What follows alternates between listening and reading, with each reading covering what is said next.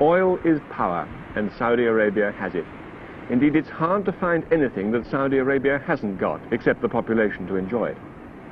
This is the refinery at Ras Tanura, one of the biggest in the world. It's run by the Arabian Oil Company, Aramco, once the property of American oil companies, soon to become the exclusive property of the Saudis. But because they've so small a population, they won't have the skilled labor to run it for some years yet. Like so much in the new booming Saudi economy, the oil business will rely on foreign labor, skilled and unskilled, for some time to come. But what matters is the money, and once the takeover is complete, that'll all go to the Saudis, and the sums are mind-boggling. Crude oil from these tanks and finished products from the refinery make Saudi Arabia the world's third largest producer, but by far the largest exporter. 1 million tons a day pass through these pipes and out to the waiting tankers, nearly 4 times as much as Britain's entire daily oil consumption. All this earns the Saudis £36 million a day, 4 times what it was only 14 months ago. Half this oil goes to Europe. Britain gets 20% of her oil from Saudi Arabia, and 1/3 goes to Japan. An increasing amount, at present about 5%, goes to the United States, reflecting America's increased reliance on oil imports from the Middle East.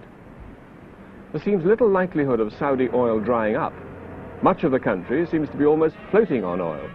Here in the Abgeig and Gawar fields, they know the oil's there at a certain depth.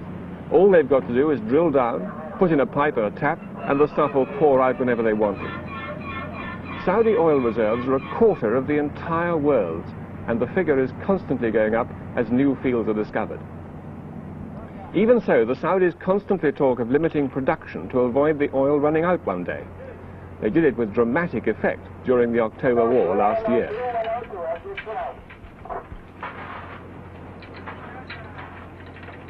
The prime aim of British and Western diplomacy now is to try and persuade the oil producers to use their new power wisely and not to let other countries go to ruin. They argue that the oil producers like Saudi Arabia should be careful with their new power because in this interdependent world we all sink or swim together. Now some Arabs retort that this argument is a bit hard to maintain in the light of the history of Western exploitation of this part of the world, but the hope is that other Arabs, like King Faisal, will accept it. Peter Snow, News at 10, Saudi Arabia.